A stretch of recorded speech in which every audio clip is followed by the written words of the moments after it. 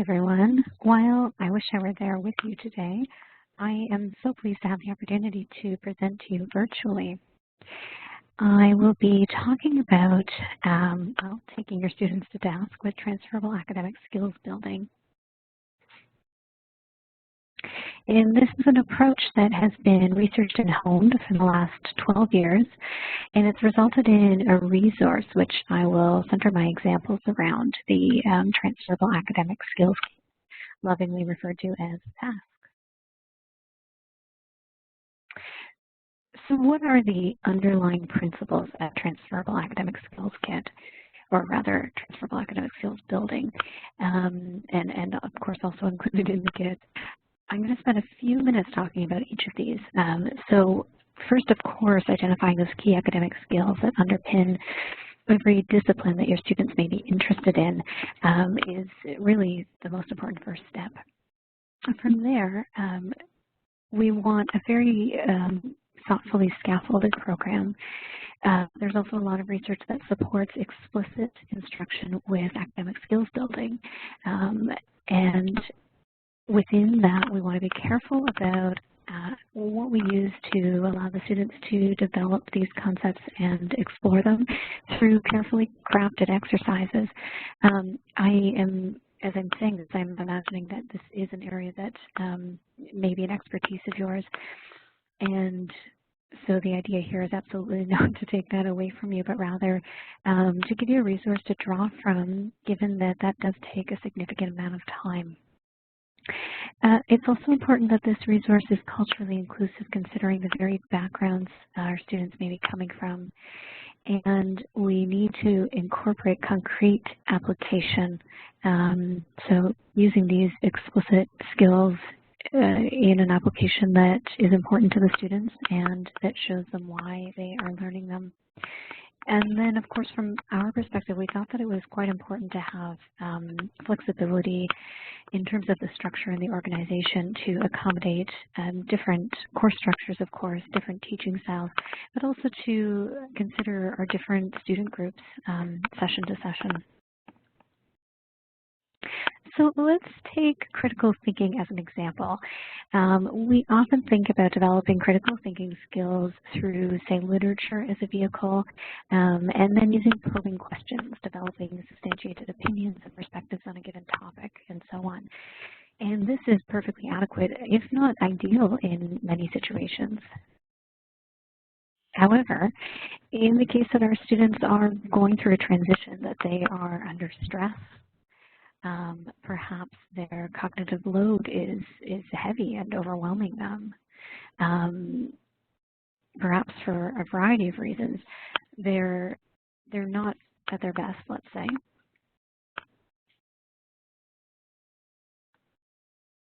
We want to be careful in those situations in particular to really teach these skills explicitly. So critical thinking, for example, which can be a rather abstract concept, this is something that we can demystify for the student. We can teach it explicitly by calling it critical thinking rather than implicitly through other contexts.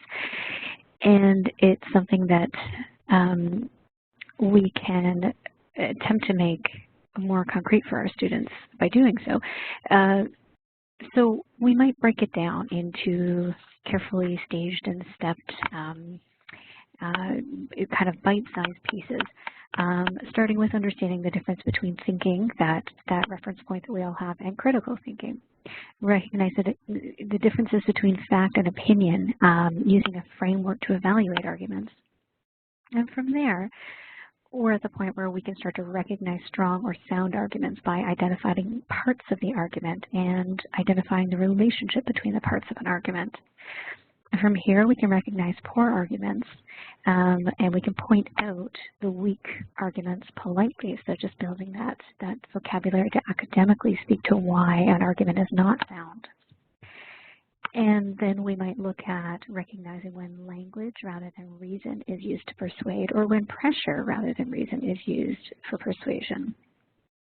Then detecting bias might be the next step, considering the sources of the bias in the evidence in academic research, or identifying possible reasons for research or bias. And at this point, we have a lot of those pieces that we need to actually apply the skill. So here we want to put it into practice and do things like use your critical thinking skills, your students' critical thinking skills, of course, to construct your own arguments or their own arguments. Evaluate your own and others' arguments using critical thinking skills, recognize different styles of arguing, put together the skills that you've developed in the earlier parts of the module. And then we want to take that application a step further outside of the confines of the physical textbook, and we want to add in web work. So web and extension activities will allow the students to actually personalize the content to their own work and their own studies and their own interests.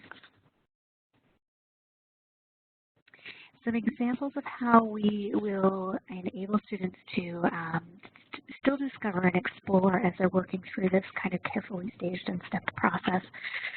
So for example, using unreliable statistics, we'll talk a little bit about that. And then we'll give students a variety of exercises to work through. So read the questions, or read the statements rather, and what questions should we ask before we accept them. So the first statistic, 8 out of 10 dentists would recommend this toothpaste to their patients, rather. Now this one is interesting. There are a lot of questions that we should be asking and considering, but I will tell you that the statistic is based on a research study that did not start with a sample size of 10, but rather it was over 100. And the reason it was over 100 is because they did not have an overwhelming majority that recommended the toothpaste that they were trying to advertise was recommended by 8 out of 10 dentists. And so they found their 8 dentists and they reduced the sample size to 10, and suddenly they had a compelling statistic that in a certain sense could be argued to be true, but certainly is not a statistic that, that we want to be relying on. And I'm going to jump ahead, but of course there's an interesting story for each of those. Detecting possible bias. So here we want to look at researchers and sources of funding. And again, I mean, there are lots of examples that we can look at, but the first one given is a research report on the link between nicotine and Alzheimer's disease, was sponsored by the Tobacco Manufacturers Association. And the task is to work in small groups to discuss what possible bias might be involved in the following situations. Hopefully some fruitful discovery happening there, and group work and teamwork as well.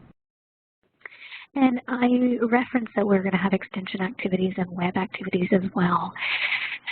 So here you can see an example of a debate exercise. Another practice that the research really suggests is incredibly beneficial in helping students solidify their critical thinking skills. And activity 2 is that opportunity to personalize by looking back at an essay that the student has recently written and analyzing it using a checklist, which I will share with you in just a moment here.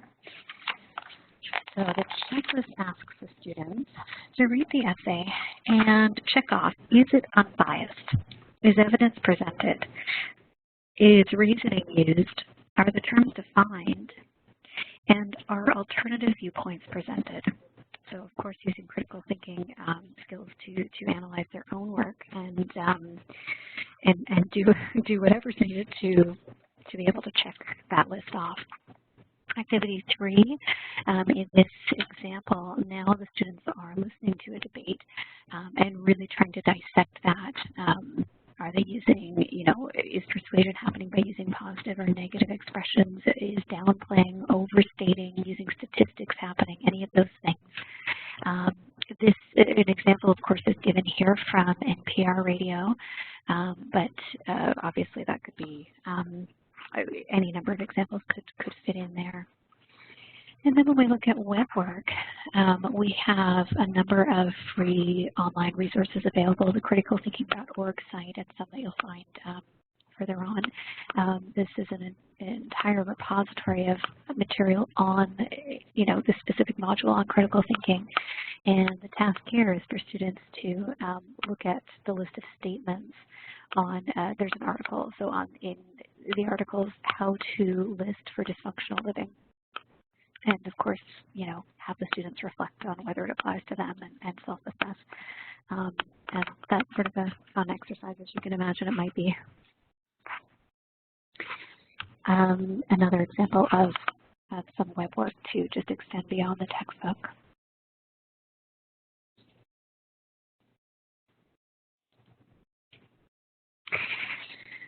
So that's just an example of how these theories apply to the critical thinking example. But, what are those other key skills that students need for academic success? This is the point at which I really, would love to have an open discussion and hear all of your feedback and thoughts. But given that that's not an option for today, I have gone ahead and collected feedback that I've gathered from previous sessions. So I'm going to share that with you now. Often a key area that comes up is writing, but within writing, we have to consider things like referencing and avoiding plagiarism, assessing sources, building research skills, considering academic style. Scientific writing is something that is sometimes not really taught in terms of academic preparation as much as essay writing might be. But then, of course, there's professor expectations. So how is that going to be different from maybe what your students have experienced before now? And all of that is really important. We can probably all agree on that. But what if a scenario like this?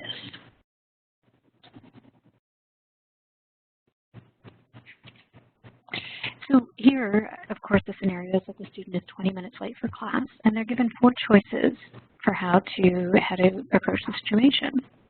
Do they go in, walk up to the professor, and apologize? Do they wait outside until the class is over and then apologize to the professor, of course missing all the content of the class? Do they knock and wait to be told to enter? Or do they enter quietly, take a seat, and try not to be noticed? And should we consider class size as a factor in determining the right course of action? Well, I'm sure all of us have one particular answer that feels right to us, but depending on our students' cultural backgrounds, depending on what they learned in high school, and various other factors, they may be making a choice that means that they are missing key content that they need for their success. And so it's these soft skills that are also important to talk about, things like just academic culture in general, time management skills, study strategies, presentation skills and participating in seminars, effective group work, exam preparation, managing stress, and the list really could go on, but it's a great start. So I thought I would show you sort of how that speaks to what we pulled together for the 10 key modules, those 10 areas that really cover what students need. So you'll see here the academic culture and group work, critical thinking, which we talked about, and a fair emphasis on writing, as well as research skills and presentations. And numeracy, I'll spend just a moment speaking to, because this is everything from when to use the number one versus the word one, to really just demystifying, what math for those that are afraid of math. So this is an important one to incorporate as well. But of course, it's never fun to just tell you why I think that a book is worth looking at. So we brought in a little bit of help for that.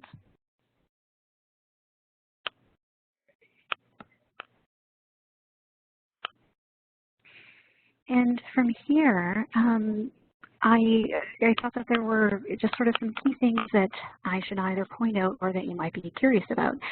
So there is about 40% focus on writing, a really strong writing focus. That modular structure that you saw, allowing for really a flexible approach. Online extension activities, culturally inclusive content. It's transferable and applicable. And I can see that the hand is sort of stuck, so I apologize for that, but I'll keep going. That idea of transferable skills, of being able to apply to any discipline, but also helping to prepare students for their career beyond the classroom, and giving them the language to talk about those skills that they have explicitly. And Well, I would love to keep talking forever. I'll give you those kind of practical things. The cost of the book, hopefully that looks reasonable to you. It's available in ebook or print. There is, of course, a teacher's resource and free online content. And then if that hand could ever finish writing, I think it would be telling you that we can also, of course, offer exam copies, and I would be the person to talk to about inspection copies if it's something that you'd like to see more. On the other side of it, if this hasn't, oh, there we go, inspection copies. That last point, other options. If for whatever reason this doesn't sound exactly like what you're looking for, it doesn't quite fit, you, like everybody else probably, have lots of other options. Your feedback is incredibly valuable, and it's all of your feedback is valuable. So if this isn't right and there's something that would be better, I would welcome you to get in touch, just so that I can try to show you something that would be a better fit, but also so that we can take that feedback into our publishing plans going forward, and continue to work with it. I think that's probably my time, but I just want to thank you so much for allowing me to contribute virtually, and I absolutely can't wait to actually speak to you or write via email. So please do get in touch, especially if you'd like to see an exam copy soon. Thanks again. Bye-bye.